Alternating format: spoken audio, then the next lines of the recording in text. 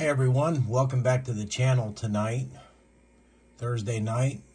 A little early here. I'm make this video a little early so I can watch some Thursday night feetball.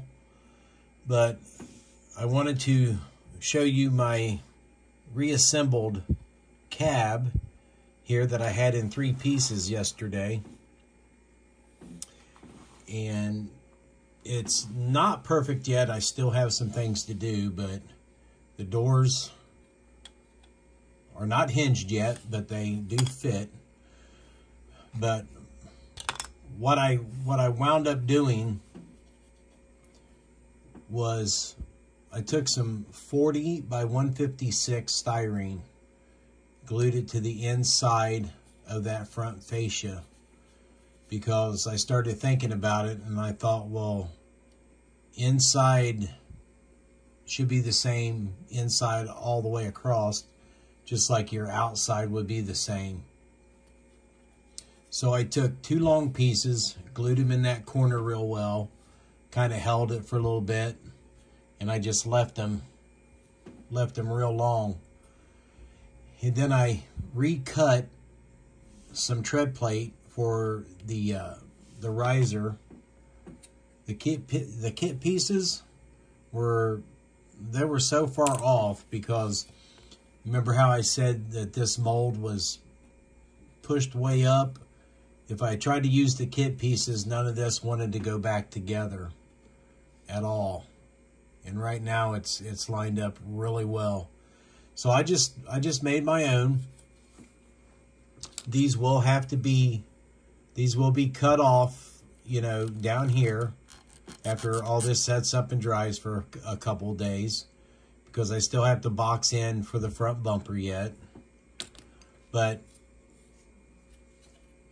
then I made this piece to separate the driver's compartment to the jump seats in the back, and this will go in here like that, and it should work out really well.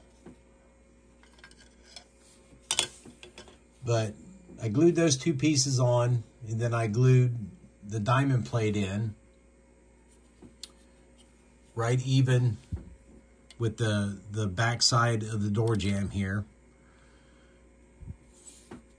Did the same on both sides, and then I glued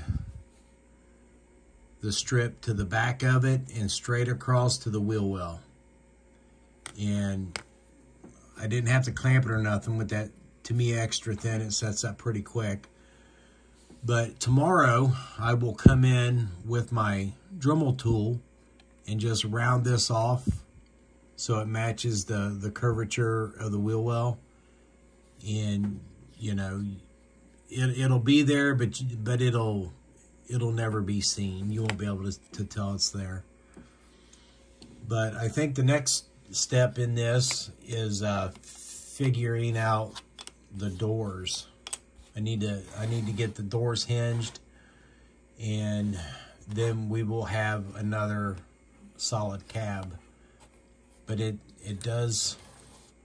still fits the way it's supposed to. The wheels line up real good with the wheel wells. The back of the cab is supposed to set on these 2 front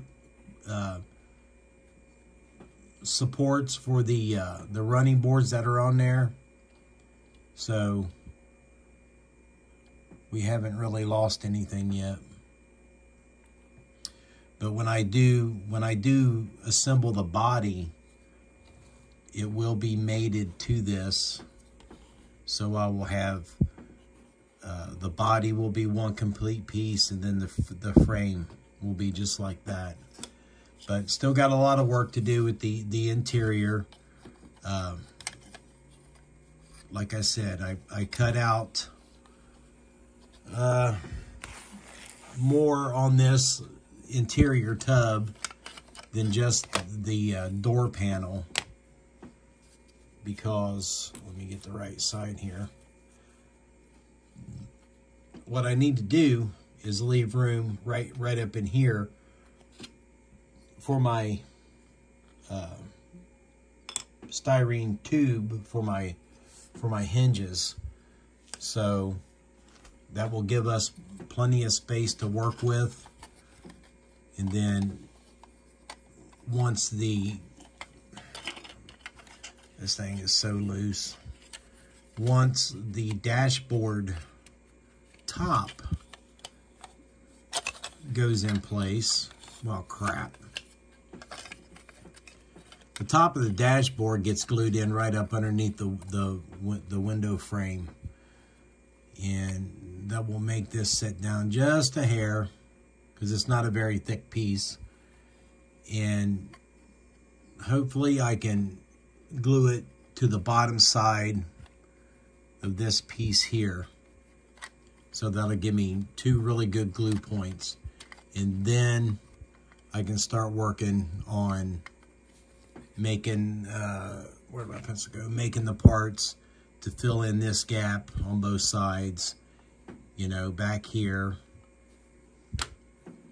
Because I knew going into it that as narrow as this was, there was going to be a huge gap down there. But we got her all put back together, so to speak.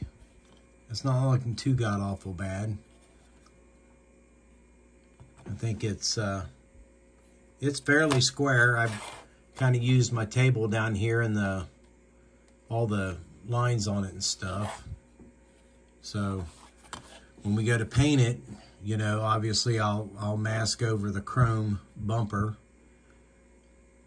and then all this on the front fascia will be body color. The tread plate will be silver, because most working fire engines didn't have all that fancy chrome on them and stuff anyway, so we'll hand paint all that silver.